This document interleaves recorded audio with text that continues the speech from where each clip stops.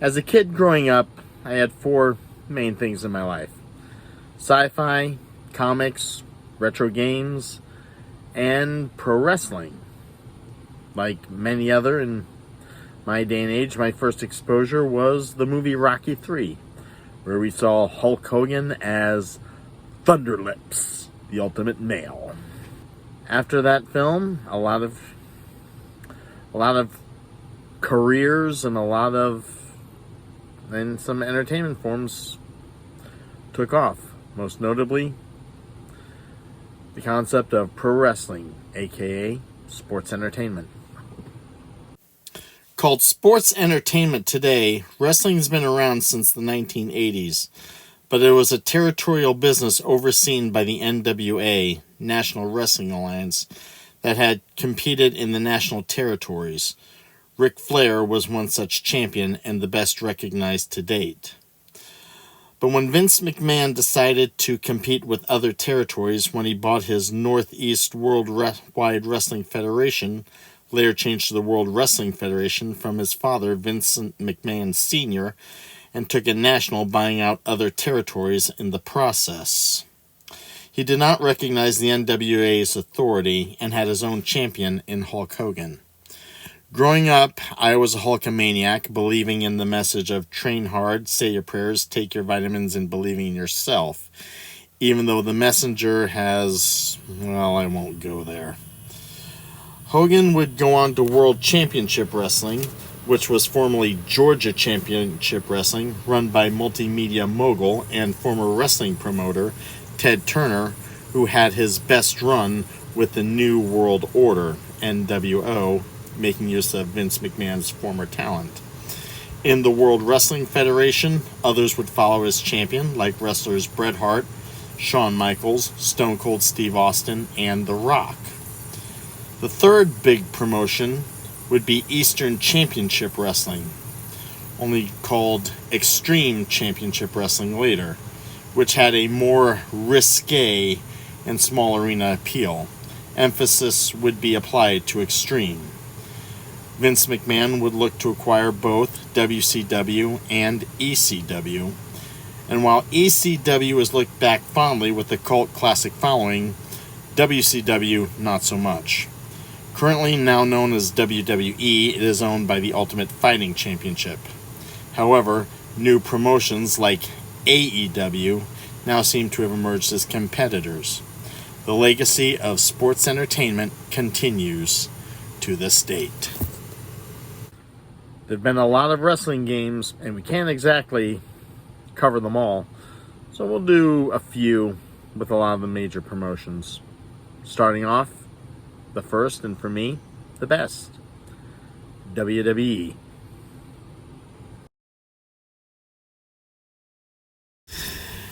In reviewing these games for the then World Wrestling Federation, and which is now WWE, I tried to cover the old WWF logo as best I could. There might be a few lapses here and there, but it's not for lack of trying. Mostly because the letters WWF are now considered exclusive for the World Wildlife Fund, which cited confusion between their product and, well, their humanitarian efforts and a wrestling promotion. Personally, I disagree with that. They're not members of the retro gaming community, which has been able to separate between two separate properties, or maybe they just had executives from Universal Studios. This first game was World Wrestling Federation Raw, which was basically a tournament fighter where you were facing off against another opponent. You had your special moves, and you had your characters. You had wrestlers doing commentary.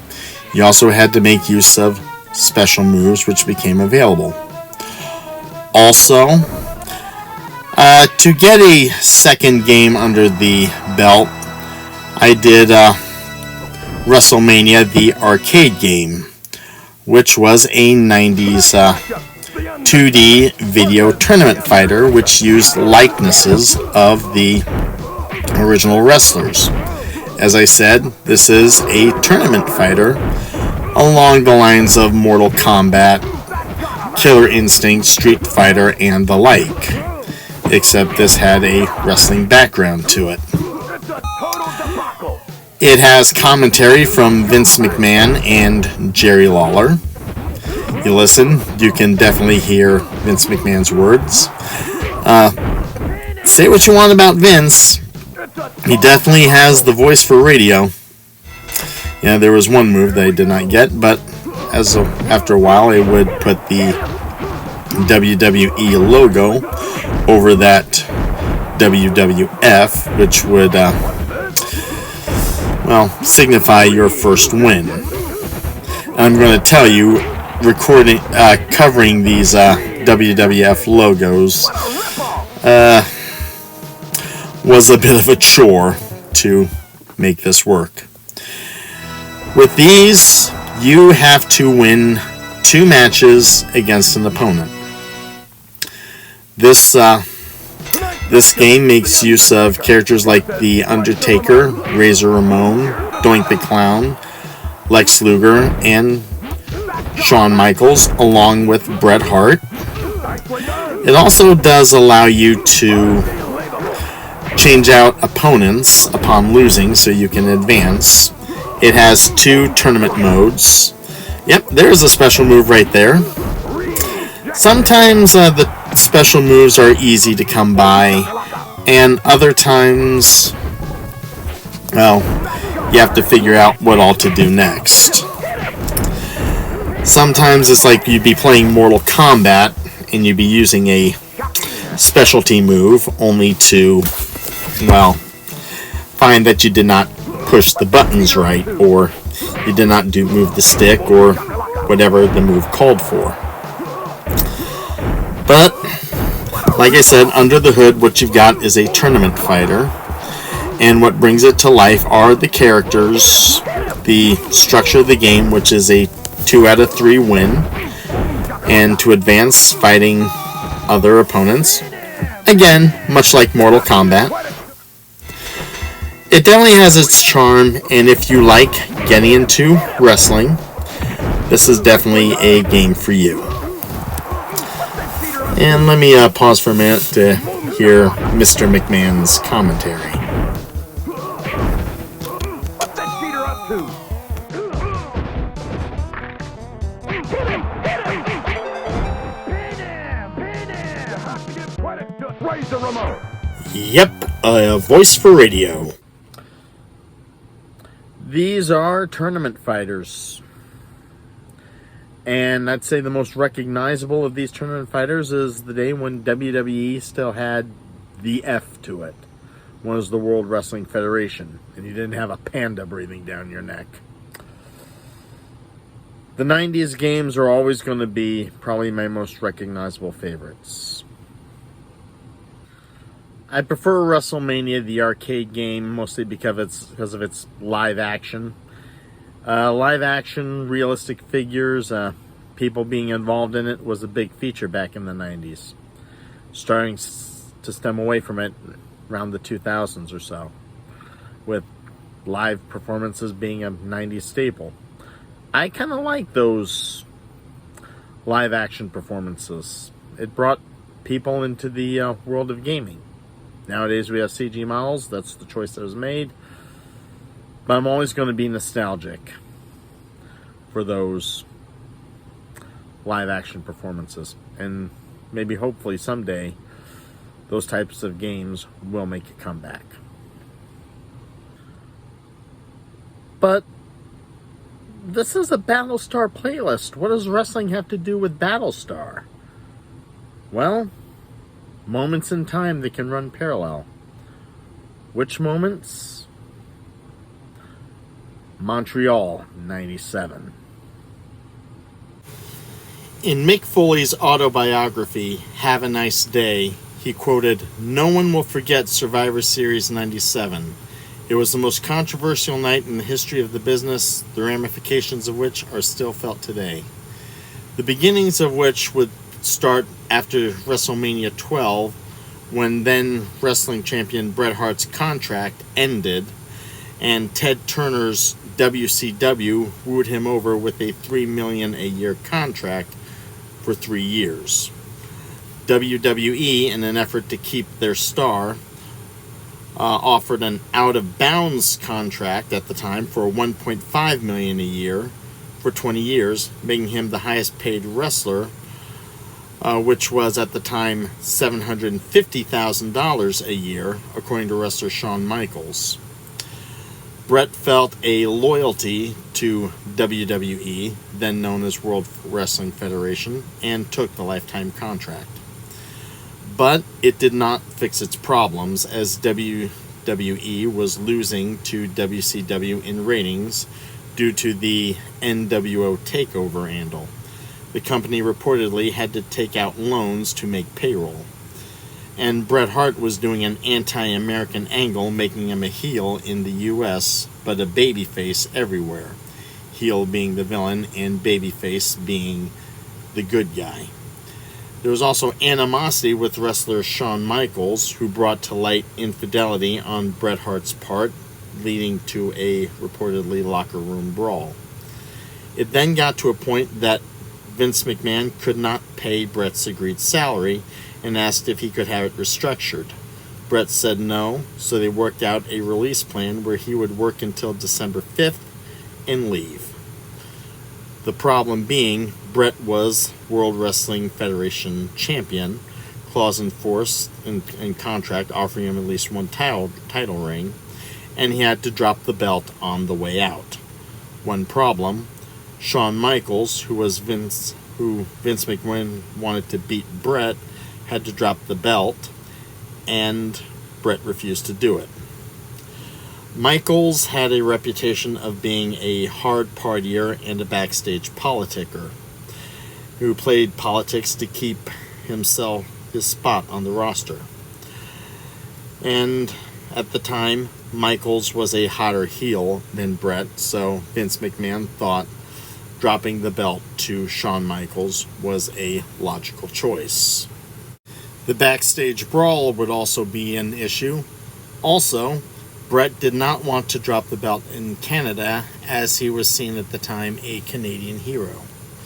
Bret would consider dropping to Stone Cold Steve Austin, who was selected to be the new face in the company, but the plan was for WrestleMania to win against a big heel, which Shawn Michaels was considered, and Bret Hart was not. Also, they apparently could not keep Bret until WrestleMania. Bret considered dropping to Shawn once, but Shawn said in the line, "Yeah, but I wouldn't do the same to you," and changed his mind, reportedly. They needed to get Bret to drop the title, as they could not have him go to WCW, where they could drop it in a trash can moment, like then wrestler Alundra Blaze, then to be called Medusa, did with the women's title.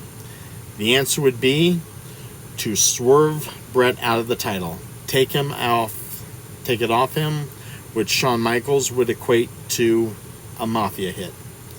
The stage would be set, Survivor Series 97. The match itself was considered, for the most part at first, a street fight outside the ring and around the crowd for the first 12 minutes or so, eventually ending back in the ring with a series of moves and collision between Hart and referee Earl Hebner, which would be the setup for the swerve. Shawn Michaels would look to try to put Bret in his sharpshooter leg lock, with referee Earl Hebner quickly recovering and calling for the bell while Bret was in it and in the process of reversing it. Bret expected a run-in with the Hart Foundation and Shawn Michaels faction, D-Generation X, which would call for a double DQ. Then he said he would drop the belt the next day in Ottawa in a farewell speech, going out the hero, leaving Vince McMahon to do a tournament later on. Instead, what would happen would be known as the Montreal screw job. When Bret was swerved out of his title, it was to him the equivalent of a betrayal. He gave 13 years of his life to this company, never asked for anything, only took 1 or 2 days off due to illness, only for the company to, at the end of the day, screw him over. Bret Hart would spit in Vince McMahon's face and also knock him out later. Then he would leave for WCW, where his career would end in concussion at the hands of Bill Goldberg, and he would be forced to retire. Shawn Michaels would deny any part of the swerve for years. Then he would admit his part and who all was in behind it. Vince McMahon, his son Shane, Gerald Briscoe were labeled as accomplices. But Vince felt the blame was his to take, as he was head of the company and believed to be the man responsible.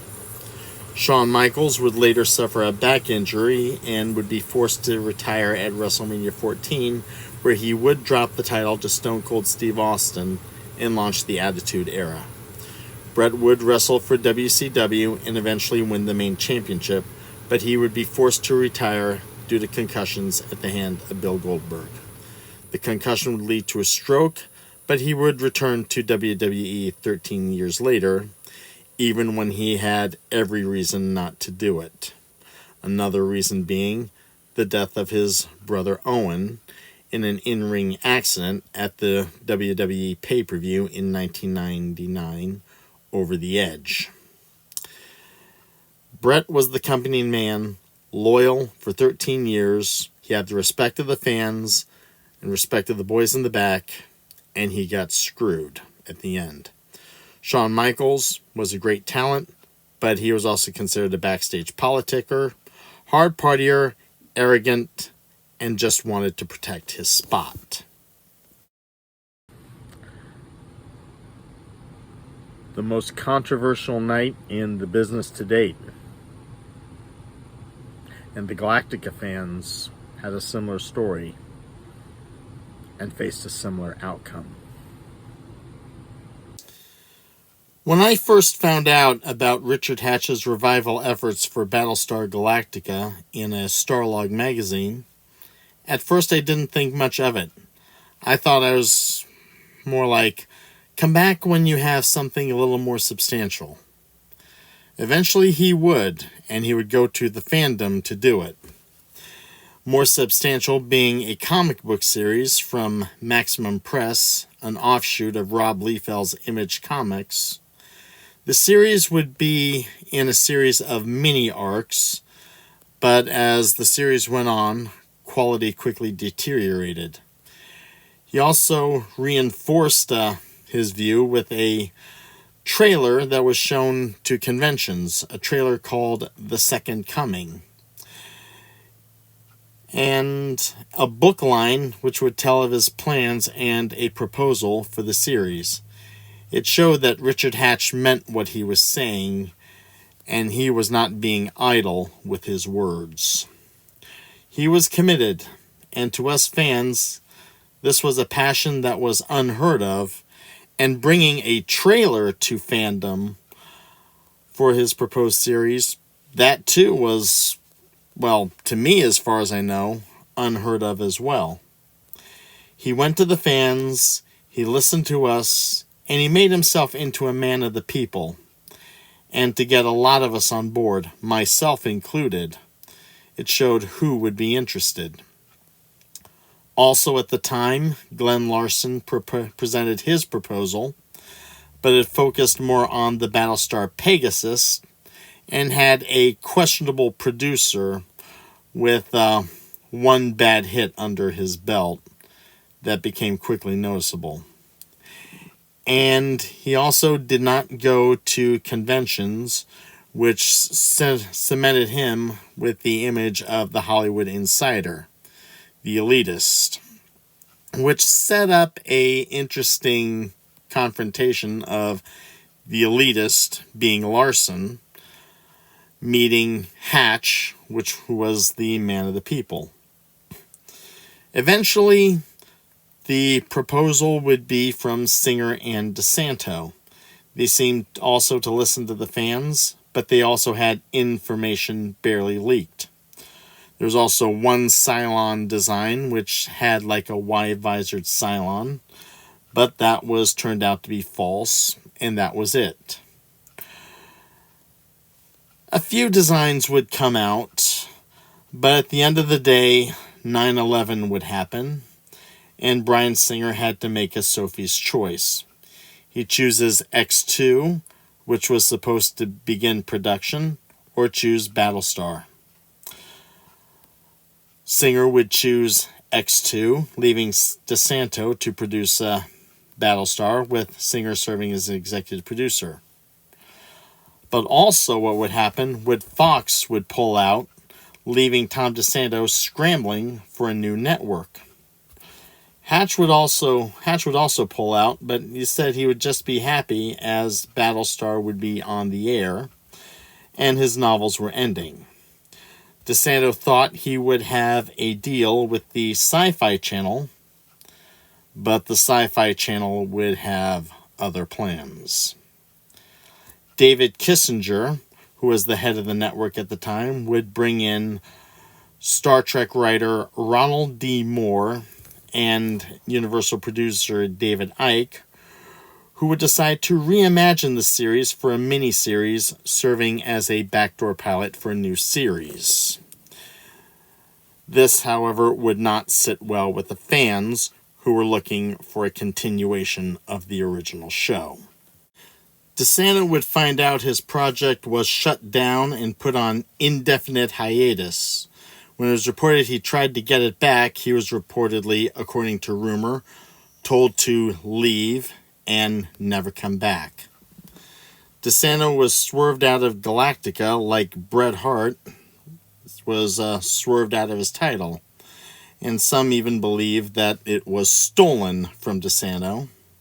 But unlike Montreal, where one wrestler was screwed, this time it was a fan community that had also been screwed over in the process, with seemingly haters and trolls feeding the flames and winning. We wrote letters in support of the trailer and also of DeSanto's efforts.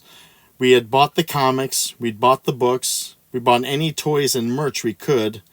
We kept the faith and put our hopes into the return of a show we loved, only for the studio, the chosen writer, and the producer to screw us over, much like Bret Hart had been screwed in Montreal.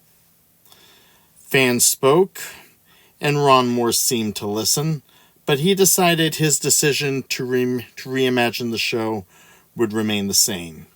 He also said in a later interview that continuing the story did not interest him as much as going back and reimagining the story had.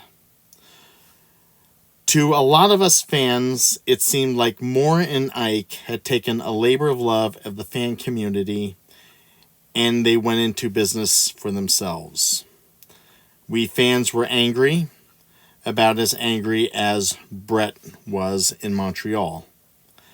But there would be even more reasons for us fans to be angrier. More on those later. Fans were left angry and left feeling like they'd come up with nothing. And yeah, this is the start of the road of anger. And that's going to be covered in later videos. But while Bret may have had the short end of the stick, the WWE continued to prosper, especially during the reign of Austin versus McMahon. And the company that was giving them hell now found they were getting hell. That company, WCW, World Championship Wrestling, formerly owned by billionaire mogul Ted Turner. WCW World Championship Wrestling from FCI. This is not an Acclaim game. I don't know if Acclaim had any interaction with WCW or not. Here you have their roster of talent. Here, first Ric Flair versus Michael P.S. Hayes. The list of moves that he's capable of, and I guess what you call upon. The Boston Crab and the Brain Buster. I guess you'd be able to select your 4. Okay, and Pile Driver. I guess you get close to him, you're supposed to be able to call upon the move, I guess. But, well, trying to get out of the, let's say that's a Scorpion Deathlock, maybe a Sharpshooter, I don't know. It's 2-bit graphics. And, out of the ring. Okay, and of course, getting your, the computer's getting his moves in. I'm not doing so hot. So, basically, I'm just throwing punches. I'm not really able to get my specialty moves in. Not as far as I can tell. So, if it's like just getting close, putting the controller to get your move in, no. It's not that simple, apparently. Lost. I guess this game just, I'm not able to get my moves in. Someone threw in a foreign object. And, tried to hit me with it, but, I don't think it mattered, and it got thrown out anyway. Going to the barricade, there are the fans in the ring. But, yeah. I'm not doing good with this. And it tries to do something of a 3D. Yeah, I'm just doing punch, kick, punch, kick, punch, kick, and I'm not going anywhere. And then I just fell down. And the fans cheering on as well. Do you continue or do you end? Well, I just ended it.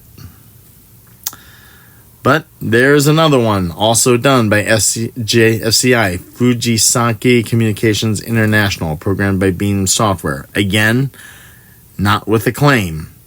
I believe this might be with Super Nintendo. This is WCW Super Brawl Wrestling. Okay. Let's see how super this brawl is. If it's anything like the last brawl, probably not much. 1 player, 2 player. I'm going 1 player. Single event, tournament, ultimate challenge, 1-on-1. And select a wrestler.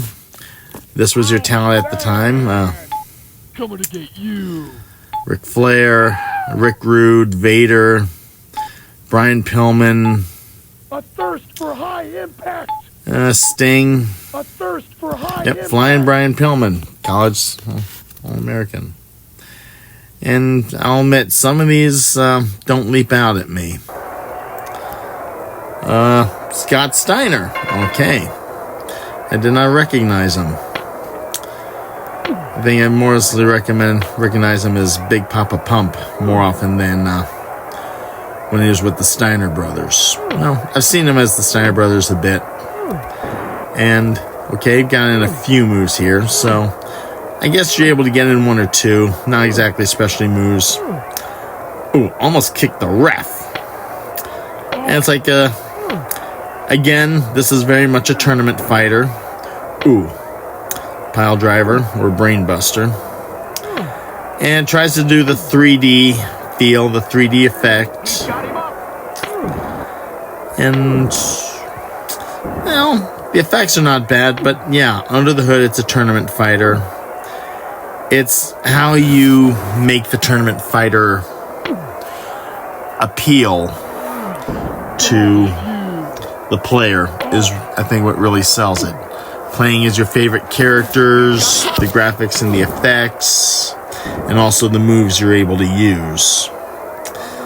And I'm going to admit, with tournament fighters, I don't have the best of luck. I mean, you're lucky to get a move or two. It's just depends how accessible the moves are. And a lot of them, I don't find them accessible.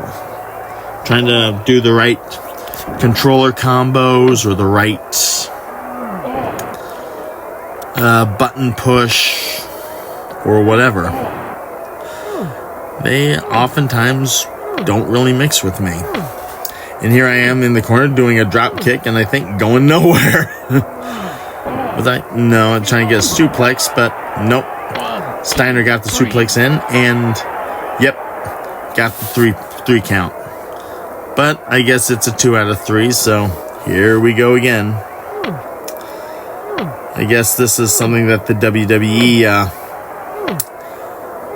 arcade game had going for it. It was also a 2 out of 3. Oh, there's a nice little commentary there. Yep, here comes a little more. Is that Tony Schiavone? Could well be. Brief stint in WWE, then he went to WCW, stayed, and then when WCW got bought out, he left and, well, haven't seen him since. So, I guess even Scott Steiner's going for a drop kick and mix, but not here. Looks like I got in a few shots there. Not bad, but yeah, Steiner came back and now he's back on it again. Ooh, what a shot. Ooh, I did a backbreaker. Okay. Ooh, looks like I'm figuring out some moves, and yeah, looks like I got a kick out. And bash. Come on, suplex. And, ooh, that a rake to the eyes. But again, okay. Looks like a suplex to the mat. And here I am stalking around. Okay.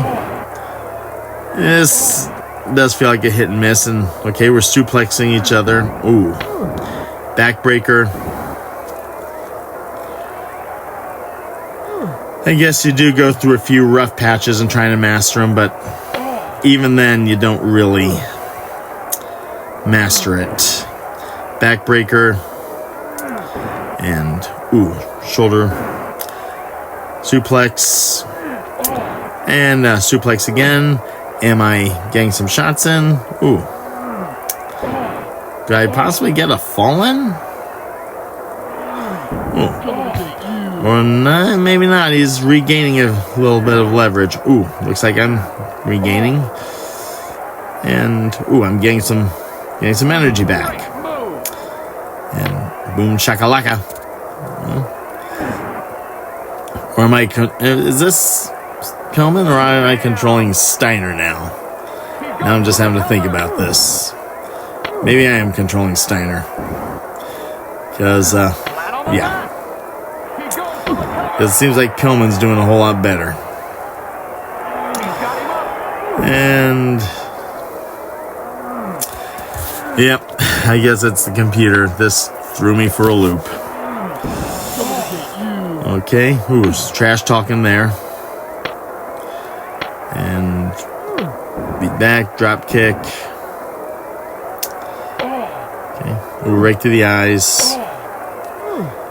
Still, it's like it does take a while for you to really figure these moves out, if you ever can. It all depends whether or not these type of games work for you. And really, I just don't get into them all that much because I can never really make them meet their full potential. So, in development, I'm likely just not going to be going into tournament fighters, really.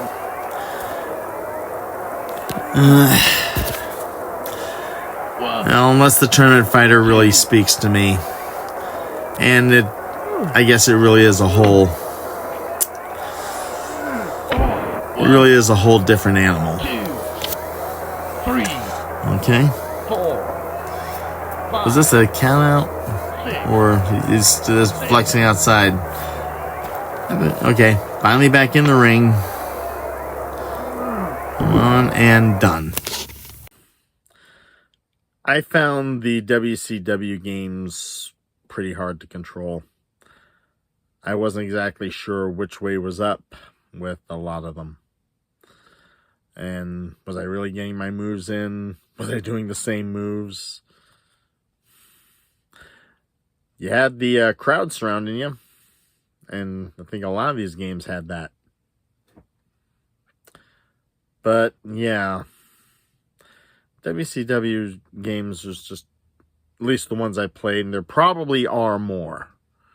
But these are the ones that I had first come, first serve. These games were just not my best.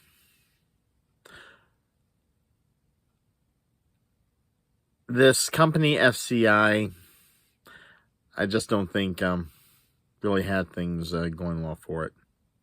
I think Acclaim really had the better wrestling games. And ECW apparently thought so too. And yes, ECW, Extreme Championship Wrestling, had at least 2 games, both for the Sega Dreamcast.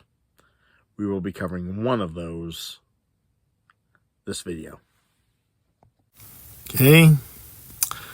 ECW Hardcore Revolution for the Sega Dreamcast. ECW really cleaned house with the Dreamcast. They were able to get 2 games released for that system. ECW, there's Rob Van Dam, Exhibition, Angel, Awesome. Which one do you choose? Jerry Lynn, Nova, Raven. And this is everyone that's on the roster at the time. Let's see. Angel, Awesome, Axel Rod, CW, Jetty, don't see Beulah. I guess I haven't come across her yet. Nova, Raven, Rhino, Roadkill, RVD, Rob Van Dam, Super Crazy, Sabu, Tajiri, RVD. Let's see what the CPU will pick, or we pick for him. Tommy Dreamer. Okay, start game. You want your match options? Let's see. Death match, cage match, last man standing, street fight, and barbed wire match. I guess you get your match selected. You may want some barbed wire and win modifiers, none. Simulation, off. Going through the menu options. Show wasn't what all's there. Simulation is off. And arena type, you want custom, you want house, you want brick. Looks like an Elks as well. Let's see, you also want a time limit. Let's keep this brief, I think. A 5-minute limit. And just start the game. Hardcore Revolution. And ironically enough, I believe making use of the ECW logo here won't be as scary as using the WWF logo.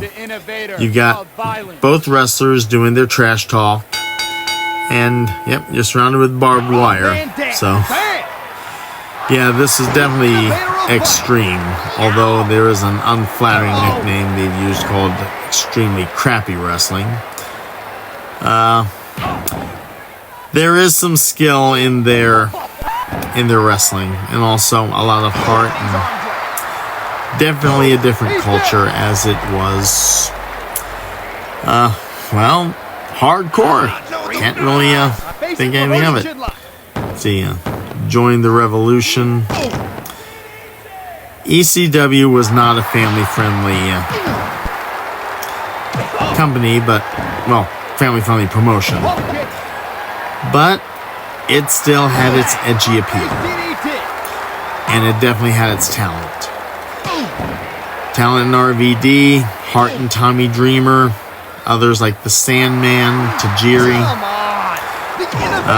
wrestlers, ladies like Beulah, Dawn Marie, and others that definitely were not PC. You also see the TNN logo because it covers the Nashville network at the time. Dreamer won by pin. ECW Hardcore Revolution. Loading again. What else? Well, Dreamer got the better of me. Let's see, should I go again or try another shot? Let's see. What do we get? Back to RVD. Let's see who else we get. Well, I guess we're going back to Tommy Dreamer again. So let's see what other match options we do. Last man standing is Street Fighter or barbed wire. Right, win modifiers, none. Simulation off. Arena type. Brick. Or house. Or else. And what do you do with the time limit? I guess another 5-minute or 2 minutes. Alright. And start the game. Let's just make this brief. Well, ECW does give you a lot more options. Here's the trash talk. I never claimed to be a showstopper. I'm Rob Van Dam. I am the innovator of violence. This is essentially like WWE, World Wrestling Federation, Raw. I guess, yep, the barbed wire and more of an arena. But format-wise, you got your 2 wrestlers trash talking. You've got your specialty moves. Some of them easily accessible, some not so much. Some require a whole lot of practice and a whole lot of knowledge and a whole lot of instinct in trying to bring them all together. Looks like got an arm bar. But at the end of the day, this is very much a tournament fighter, much like a lot of the wrestlers are. Wrestling games are. You gotta have know your abilities, know what you're capable of, and also try to get the advantage over your opponent as best you can. Looks like I'm doing pretty good. And yeah, 2-minute timer, counting down. I'll keep it brief, keep it simple, at least try to. And try to see if I can maybe run out the clock against Tommy Dreamer. Dreamer's a little in the red. I'm in the yellow, but I seem to be holding out pretty well. Again, I'm doing the kicks. Ooh, a spin kick right there. Looks like I got able to call up a little something there. And yep, another kick. CRVD, can we last 30 seconds? And Dreamer apparently still keeps coming back. Right, another kick. Ooh, right into the turnbuckle with the barbed wire. That's gotta hurt. Right, neck breaker. 13 seconds. Dreamer could get it. Yep. Again, 1, 2, 3. Yep. Dreamer's the winner. But not bad. This is a game that has its charm, and with a little more practice, I could probably get into this a little more. And yeah, be glad for the Dreamcast and also Acclaim, because yeah, Acclaim also worked with ECW to bring their games to light as well. Dreamcast gave ECW a chance, no one else did. Tournament fighters, a lot of them you have the same thing under the hood. Usually it's the special features that stick out the most. What else the game can do, what characters you have to play, what their special abilities are, what types of games you can play. The special features really drag you into whether you believe the game is worthy or not.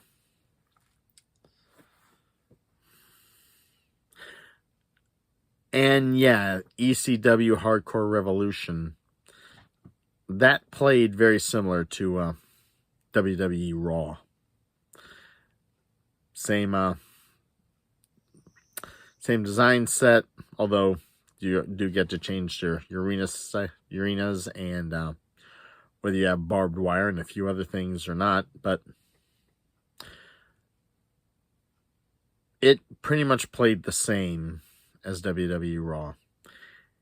It's just the differences that are in the game that make it stick out the most. But after a while, Acclaim would lose its license to the wrestling games. But that did not stop them from making wrestling games. They soon went to independent talent to make a new game, not through any company. That game, Legends of Wrestling. Acclaim, back then, this was a point I think that Acclaim had lost its WWE license, but wrestling was still one of their best things they had. So they came up with this game, Legends of Wrestling, and brought in a lot of talent that, well, was not active in current rosters right now. These were games of wrestlers that you grew up with, that you enjoyed playing with past games, and at the time they were not affiliated with any promotion, not with WCW, not with ECW, not with WWE. These were pretty much independent, and we're showcasing their moves and all they're capable of. This was a fun little exercise. And yeah, the moves look pretty sweet. You're able to figure them out. Slam to the ground, backflip, Hogan with the leg drop. Legends of Wrestling. Hogan, Hart, King Lawler, the Road Warriors, the Legion of Doom, Mr. Fuji. Let's see. Exhibition, career, tournament. Is it a versus, a three-way dance, four-way dance, tag team arena? Just select your team. This looks like a pretty put-together game. Ready to proceed? You get your selection of talent. Hulk Hogan or Bulk Bogus, Road Warrior Hawk, Animal, Bret Hitman Hart, and Sheik, a Mystery, Terry Funk, and a lot of others. Don Morocco, Jerry the King Lawler, George the Animal Steel, Mr. USA, Tony Atlas, Ricky the Dragon Steamboat, Nikolai Volkov, Ted DiBiase, Tito Santana. And you get to choose which one. I'm not going to go Bulk Bogus. Or am I? Looks like I choose, nope. I chose Bret the Hitman Hart. And there's the Bulkster himself. Yeah, it's like I said, I was a Hulkamaniac before. But like I said, while the message, I believed in the message, the messenger just, let's just say I don't have a whole lot of faith in the messenger these days. I'll just leave it there. Ricky the Dragon Steamboat, hometown Honolulu, Hawaii, versus Bret the Hitman Hart. Okay, anytime. Yeah, figuring out the controls, I guess.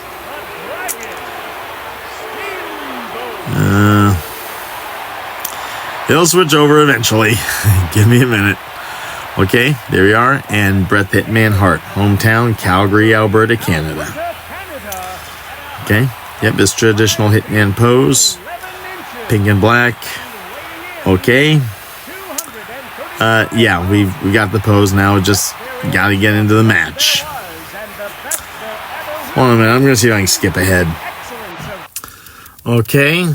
Got Bret Hart's trading card here. And I believe I'm Steamboat. I think we'll see how badly played I do.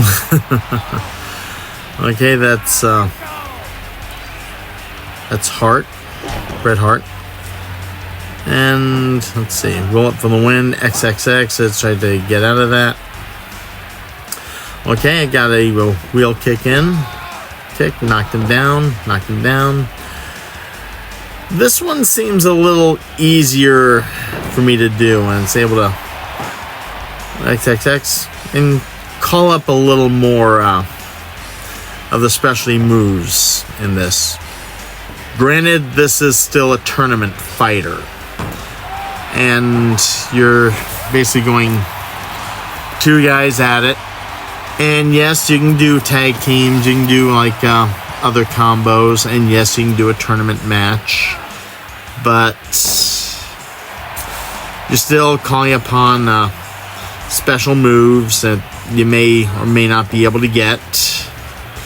And you have to enter them in a precise manner. And, well, there's a slap, there's a slap, there's a slap, yeah, and there's another slap. And some of these moves are easy to come to. Grapple, up and over, and that was a yep. There's a catch and kick, and then yep, stomp him down. That's old classic. And Steamboat trying to get powered up, and Bret Hart's coming back in. Let's see what's he gonna do. Oh yeah, he's gonna try to do the roll up and 1, 2, and kicked out of there. Okay, the X is basically trying to get power to kick out of it. X. Right. Oh, wheel kick there. Another wheel kick. Another wheel kick. And another wheel kick.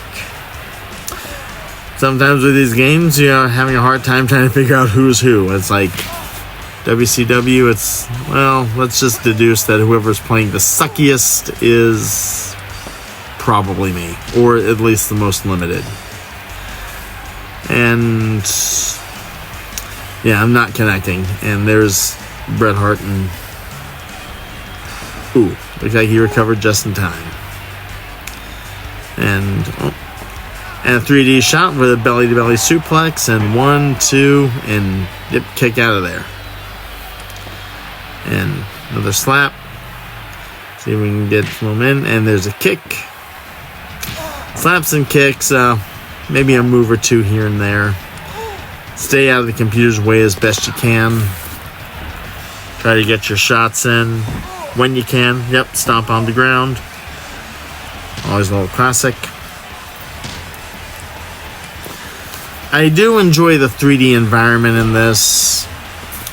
And yes, we've also got the crowds assembled, and in the arena, the archway. It's different. And also you have the Acclaim logo in the back. This one is a little more playable, and while there might be more stuff you can do here, it's also, I think, a little more relatable than like the WWE games or even those WCW games.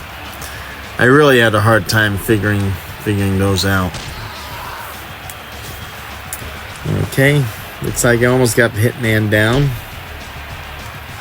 And looks like I'm getting him a pile driver in. Ooh, now Hitman's in the red. I guess the greens are like once you go down to the life bar, the Hitman's the red bar that you've got left. Okay, keep at him, keep at the kicks. Bret is going to be giving his own shots in. I guess that's a belly to belly. 1, 2. And kick out there. Or did he?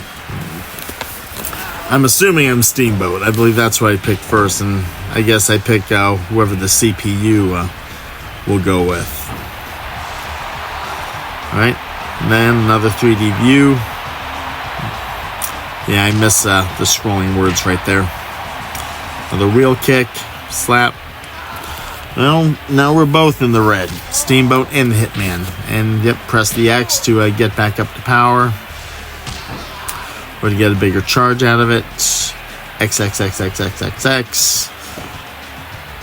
Some of these games, this game is a little self-explanatory. It tells you what you might need to do, and some of the specialties are a little easy to come by. But there'll likely be a few surprises you need to get more skills for. You probably need to do a button combo or a button stick combo. Okay. Yep, catch and kick to the head. I also love these 3D views that this sometimes goes to, as you're just getting the move in, and just love the cinematic view of it. Acclaim did good with Legends of Wrestling. And, ooh, powerbomb. 1, 2, 3. Match is over. Steamboat's eliminated. The Hitman stands tall. This was definitely a fun game. Win by pinfall. I found Legends of Wrestling to be more controllable. The moves more accessible. And also, I think provided a little more instruction. It was a fun game, and it would show you a couple of the ropes so you can move on a little better. It is a game I'd recommend. And yes, pretty much the same under the hood, but it's what differences these games offer, like anything to help you along, your special moves, the talent you have. That is what you look at when you're looking for something that's a little different. Also, maybe the engine may have some tweaks or some special additions that make it stand out as well. Keep your eyes open for those. You can be pleasantly surprised by it. Don't forget to click.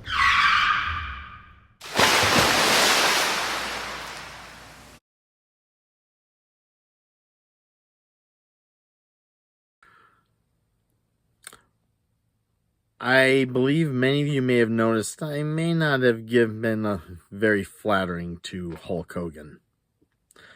As I got into Legends of Wrestling, I even called him Bulk Bogus.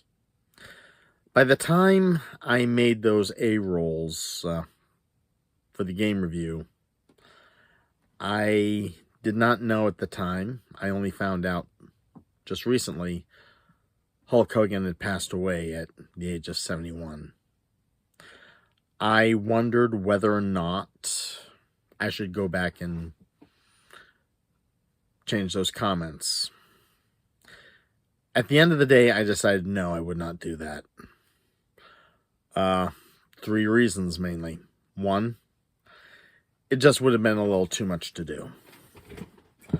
Just going back, redoing, editing those comments, it's like, I have a real job and I'm short on time. And 2, when I mentioned my views of Hulk Hogan, it's like, yes, he was a hero of mine as a child growing up. As the years went on, he went directions I could not go. And I was being truthful about that. One comment I heard of, and this was in Season 4 of Babylon 5, and this was a minor character, but he had a line that stuck with me. If you can't say what you mean, you can never mean what you say. The details are everything. And yeah, I meant what I said about Hulk Hogan. He was a hero to me starting out, but as time went on, he didn't measure up. So, and number 3, there was something I wanted to do later on. The angle of the messenger not measuring up to the message. In this Galactica playlist, I am going to be revisiting that concept further down the line. And if you think I'm going to be political, saying like, oh, it's right or it's left, it doesn't matter to me. There have been times where I could be shot by both sides for my trouble, and for a certain reason. So I'm not going to be too political. With this argument, I want to be able to call a spade, not be stuck in one side or the other. And yeah, I do think this applies where messengers do not meet up with the message that they conveyed. I think that is a very apolitical view. No matter what side of the fence you stand on, I think there are messengers on both sides that just don't measure up to their message. And later on in the playlist, that is something I am definitely going to want to discuss. So, who's next? Or what's next? Well, I am going to be covering a certain someone who said 3 words that basically made her a target to the fandom. And I'm also going to be covering a property that she has had no contact with. Deal with it.